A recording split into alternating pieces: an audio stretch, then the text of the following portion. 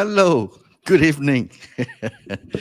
Um, my apologies for broadcasting an hour late from the scheduled time of 9 p.m. I was putting my girls to sleep, and lo and behold, I fell asleep myself. And when I woke up, it's like, oh gosh, I totally missed my live session. So, anyways, please accept my apologies and my tardiness. But the most important thing is I show up. Okay, and so for those of you who are new to me, let me see, can I do this? Yeah, okay. My name is Andrew, and I come on live normally at 9 p.m. GMT plus 8 every Wednesday. And the idea is to address or also answer some of your questions regards to email marketing. Okay. And why I do that is because let me edit this first. I'm supposed to run this. Let me see. Can we do this? Wait, let me see. One of those days. One of those days. Okay, just a minute. Let me delete this. Okay. Oh, there you go. There you go. There you go. There you go. Okay. So, um, like I say, I come on live every Wednesday to answer your questions on email marketing. And the reason I do that because my business is to help businesses to build deeper relationships with their prospects and also their customers through the channel of email. Okay, and why you do that is because it helps in terms of making the selling process a lot more effortless and seamless because you're dealing with people whom you have communicated with them over a period of time, which means you have done the know, like, and trust process. Gone through that process already, and it becomes easier for them. And people will buy things from people they know, right? And from people they trust. So that's why email is an important element. Hype aside or whatever it is a communication tool, right? At its core fundamental basics, it is a communication tool between you and your audience, right? I call it your private social network. All right. So you have your Facebook, which is public, whatever you post, everybody who happens to come to your page or your profile. The rest of the social media is public, right? Those are great because you can use them to attract new audiences. But what you want to do is you want to move them into your own private social network, which is your email, where you can then communicate, on a one-to-one basis. Technically, you're sending an email to the person, they're receiving that email from you alone. That one-to-one communication channel between you and your audience, right? So that's why I will call it your own private social network, okay? Because they can reply to you. They can ask you questions, that they have your email address. You can send to them. They can also send emails back to you. Okay, so that's that. So if you have questions on anything related to your email, your campaigns, for example, you can come to this site, ants.digital /us Andrew anything. It is essentially a Google form where you fill in your email and also your questions. And then what I do is I'll gather these questions, I'll prepare the answers for you, and I come on live the following week to answer your questions. All right. So as simple as that. And if you want to follow me on social, just if you're new to me and you're trying to figure out who the hell is this guy, go to LinkedIn. I've got a page, I've got a profile there. All right. And it's under ants.digital /LinkedIn. It's a short link. Will link it to my LinkedIn profile. You can follow me, click on the follow button, and just to look see. Or if you want to be notified, you can click on the bell button. So whenever I post something, you'll be notified of it. All right. So generally, that's how you can, what you call that, get a glimpse of what I do, and whether I'm the right person to help you, or I'm the right person that you should listen to. Then you can make the decision from there. Okay. And so today we only have one question, but this is kind of loaded. But I don't know how long it's going to take. I'll try to do it within my stipulated 20 to maximum 30 minutes. Um, Oh, okay. Apparently, the streaming to Facebook has failed. Anyway, no worry, we would continue and we can upload that later. Okay. So this is a question from Derek, and he's asking, what's your framework, my framework, right, to design an email campaign? Okay. So how should I do this? Okay, let's try this.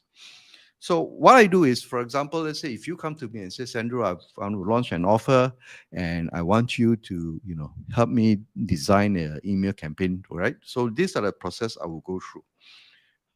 Let's see. Today's drawing is a bit out, but I'm going to try. Let's try this, and you have this. Oops. Okay. Let's try again.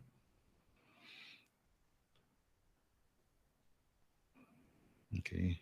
This one looks like a. This one looks like an alien, hive alien, right? So first, I want to understand is your offer, right? What are you offering? Okay, is it a course? Is it a product? Or is it a service? And then what I want to know is I want to know um,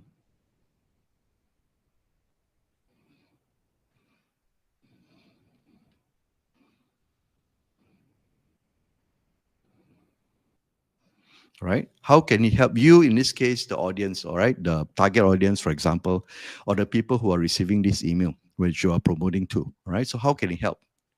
And finally,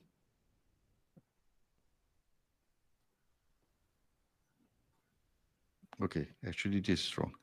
This is, wait, just, okay, let's do this again.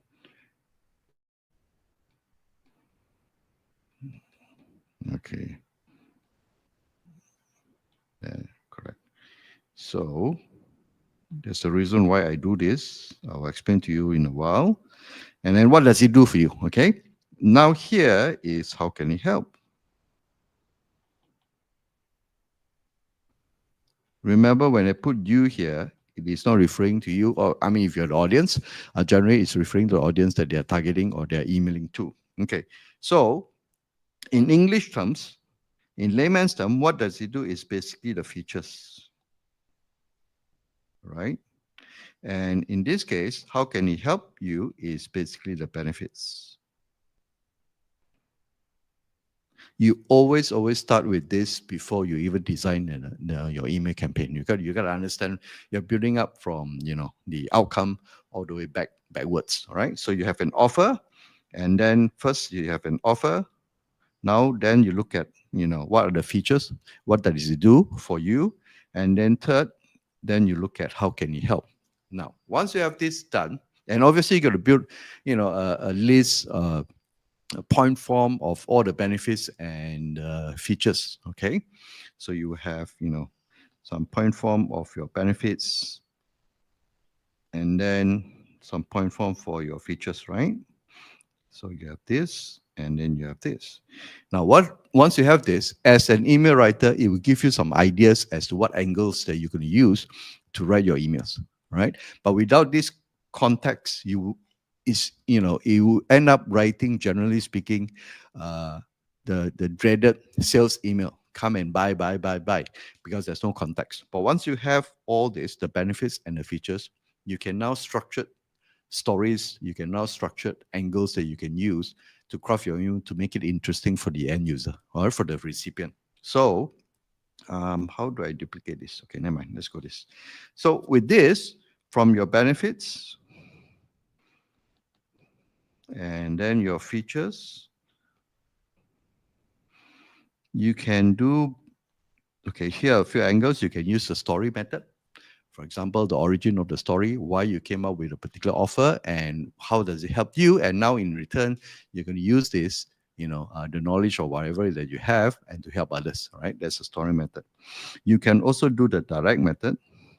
Okay, this is at this stage is about the writing part of your emails. Okay, so direct method is basically state the benefits and directly just say this is what I have and this is how I can do for you. Okay, so that is the direct method. You can also use what else? You have story, you have direct, You can also use, for example,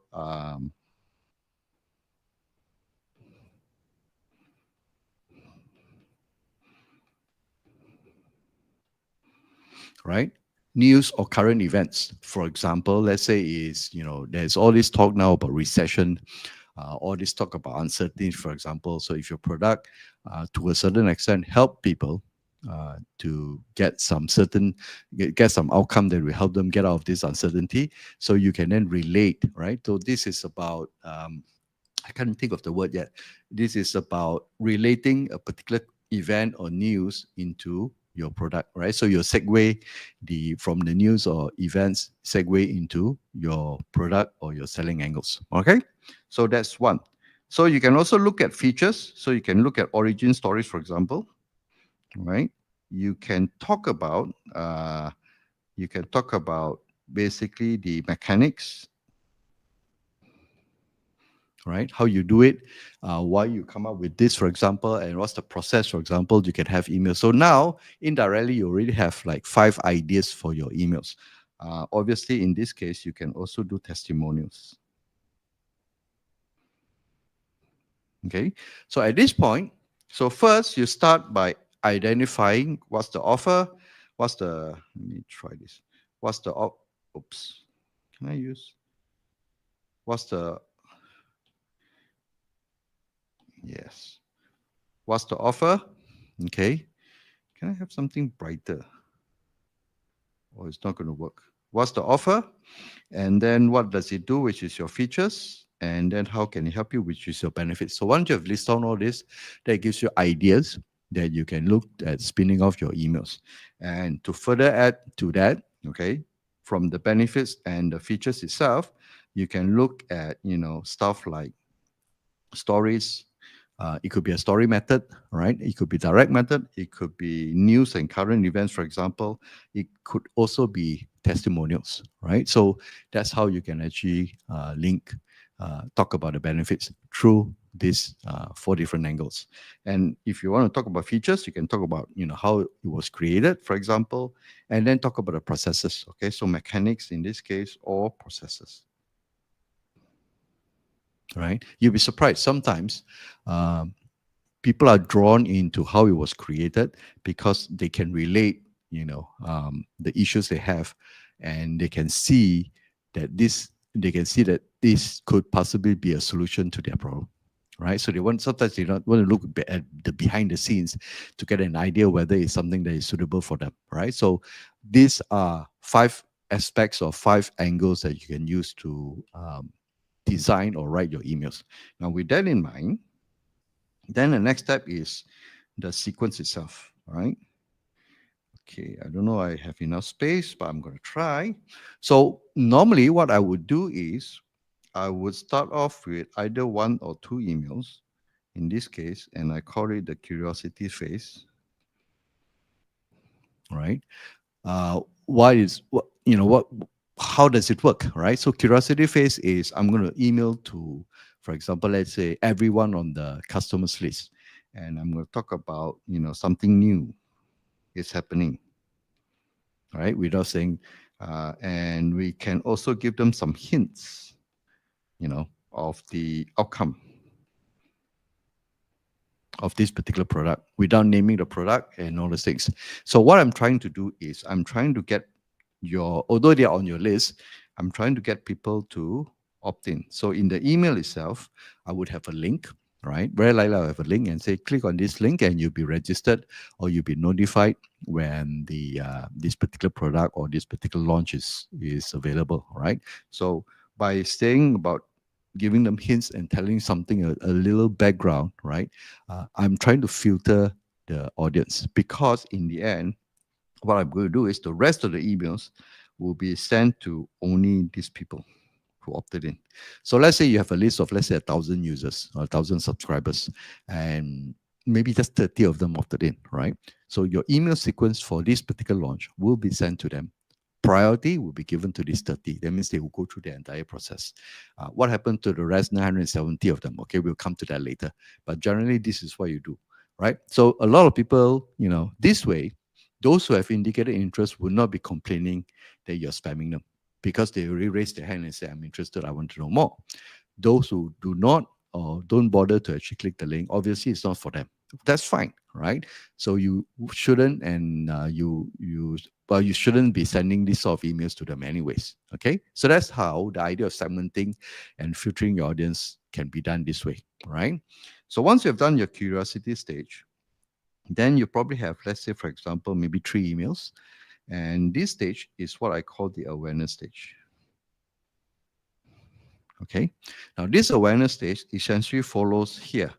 So these are basically the components that you can use for the awareness stage. Okay, then my spelling is out. Let's try that again.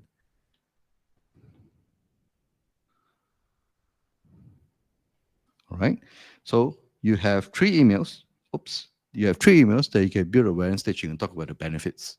All right, you can talk about you know, the solutions, for example, you know, the story method and all those things. Oh, one more thing.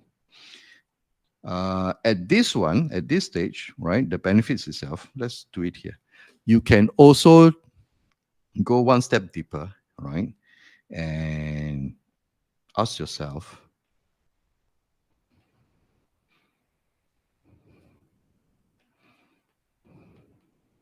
okay, what pain does it solve? Or what sort of problems does it solve, right? And second thing is,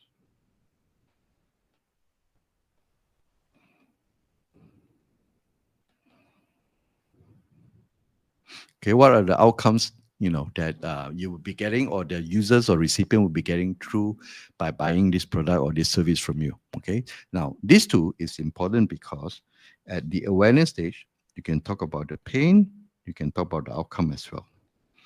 So now you can have, instead of this 5, you can actually add these 2. So you have 7 angles that you can use, right? Now, each one of these email, you just pick one topic. Remember, it's always one topic at a time. Okay, you are not going to load the users because it's just an email, right? It's not a blog, it's not an article. So you have plenty of opportunities. That's why sometimes I would suggest to my clients, you know, either a sequence of 5, 7, or sometimes, if necessary, if we have time, we may even do a sequence of 9 emails, and that gives you a lot of opportunities for you, as your email writer, for example, to actually send this email and let them know, right? One topic at a time. Okay. So you have 7. Technically, you can even do 7 days, right? So once you have done the awareness stage, next step is you then now go into full-blown selling ready. Okay. So in this case, here is kind of soft sell because the focus is on the reader. Okay. Here at this stage, okay, the selling is a bit more obvious, right? That's where this is the 2 or 3 emails that says buy now. Okay. And as an extension from this selling, then you have your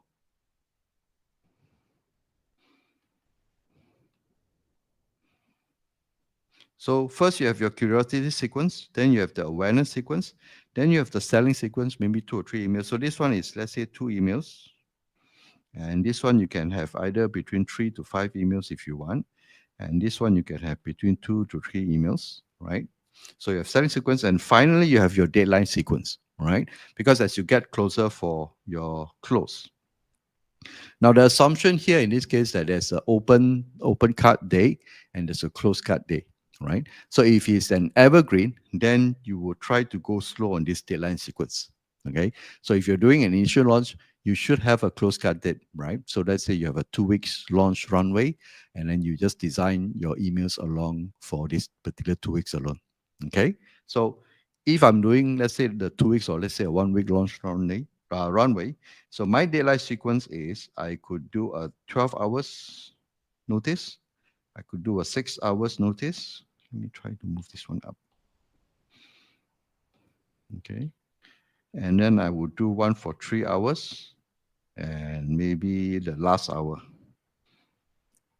All right. So you notice that in this case, these are 4 emails in 1 day. Okay. You are now at this point is full blown. Is basically at the FOMO stage already.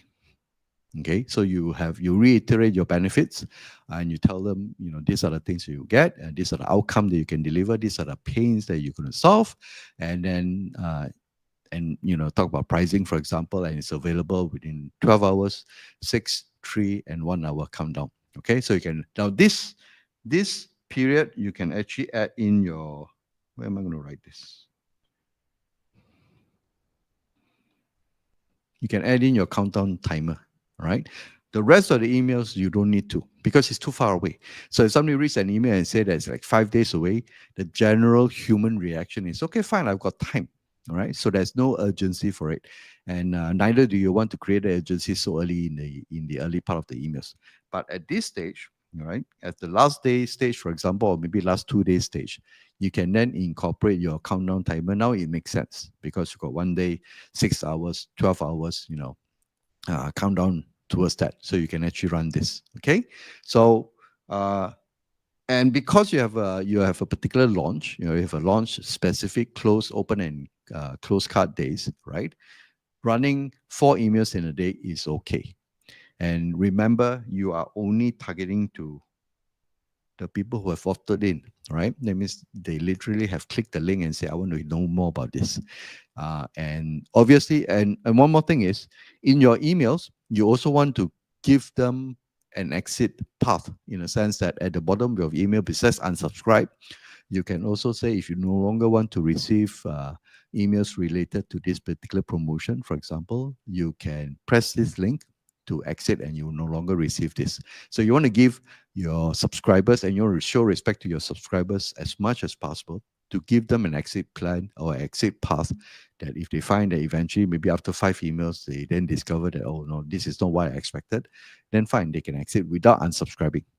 But if you don't add that particular link here, right, inside these emails, then very likely, and there's a possibility that they may unsubscribe, and they have no intention to really unsubscribe from your list, but they just wanted to unsubscribe from this particular promotion sequence.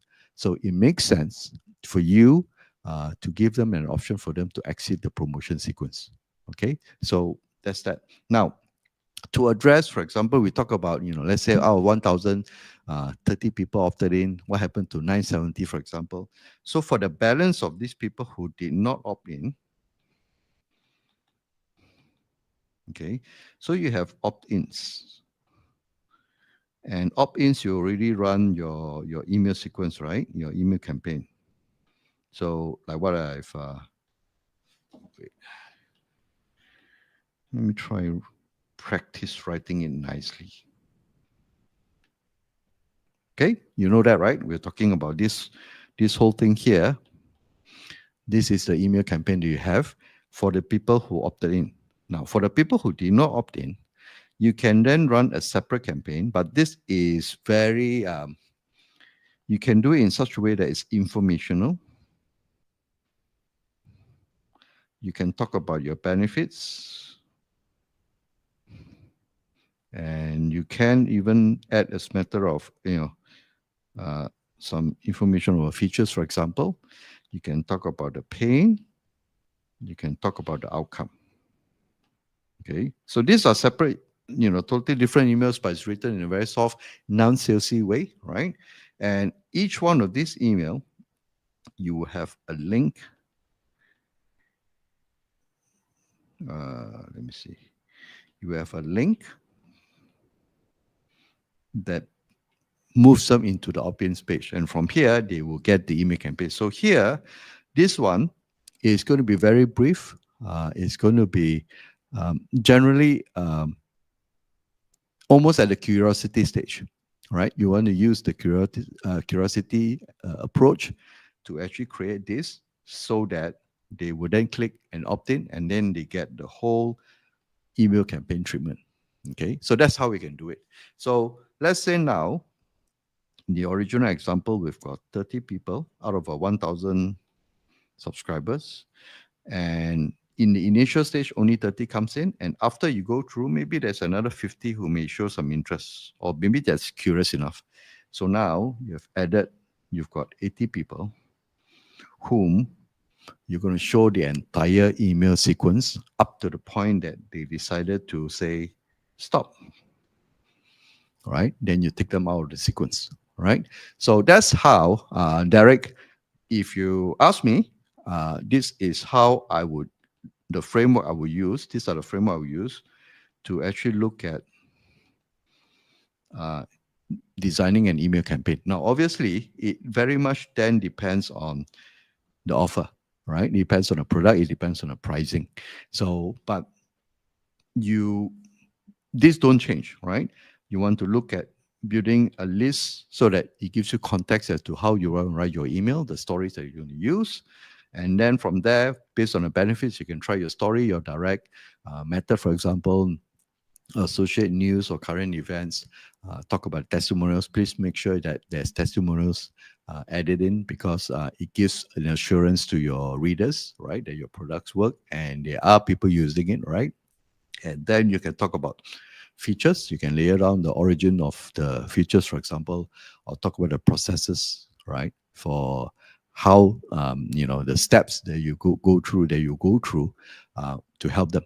Okay, and these are basically done at the awareness stage. So you first start off with curiosity, because you want to get people to raise their hand and say, I'm interested to know more.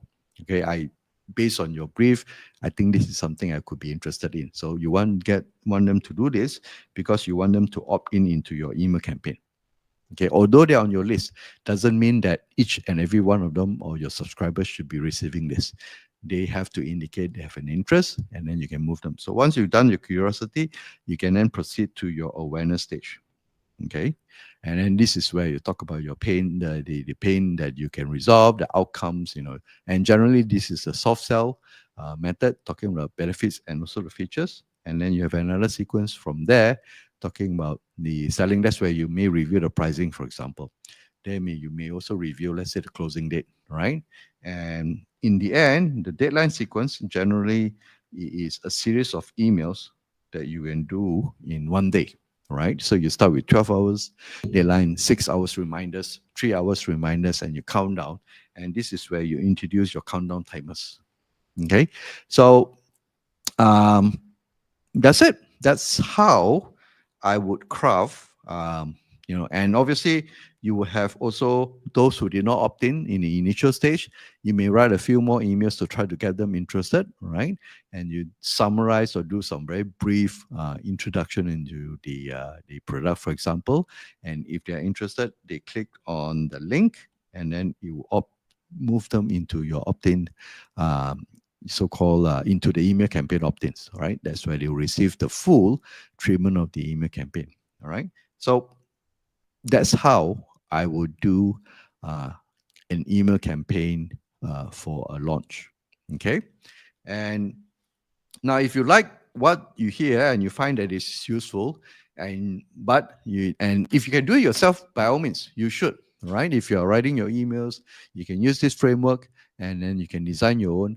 But if you do not have the manpower or the resources or the bandwidth to do this, you can actually work with me. I've got a campaign, what we call a challenge.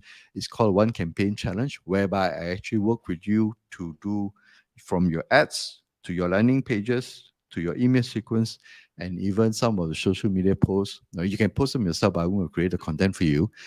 The idea is to wrap the entire marketing process into a particular campaign, a particular launch, a particular product, so that you can use it as a test bed. And if it works, because obviously there's no guarantees in marketing, you're going to test and test and test. Sometimes, or most of the cases, if you do it right, you will get results. Otherwise, this will be information that you need so that before you do your full blast launch, you have these learnings, and you can then fix it so that your full blast launch will move successfully. Okay, so the One Campaign Challenge is designed to work on one particular product or one particular launch, so that we can focus on energy. I will do most of the work for you, right? Your role is to figure out the offer, right? And from then on, then like I say, I will start from the ad copies all the way. As much, it's pretty close to 360 degrees marketing already, right? From landing pages to email sequence, the copy itself, the creative, and once you have that, you can actually launch. And then within a 30 days period or less, you will see the results. And then you can then make the next step, whether you want to scale it or you're going to make adjustments to it. Okay. So if you're interested, you can go to this page, one challenge ends.digital. There's a landing page. You can get the details there. But you're gonna get on a call with me. I need to assess, your readiness. I need to assess whether I will be able to help you with that. Okay. That aside, what else do I have? That aside, let me go through. If you have questions and you like to answer, like what Derek has, how I answered for Derek's question, you can go to this particular URL. It's a Google form. Fill in your questions, and I'll answer them next Wednesday. This time, I'm going to make sure that I don't fall asleep, and then I get to see you at 9 p.m. as scheduled instead of 10. My apologies for that. It's been a long day, but I'm here. Okay. So with that, thank you so much for your time, and I hope to see you again next Wednesday. Cheers, Andrew Wong signing off. Thank you for your time.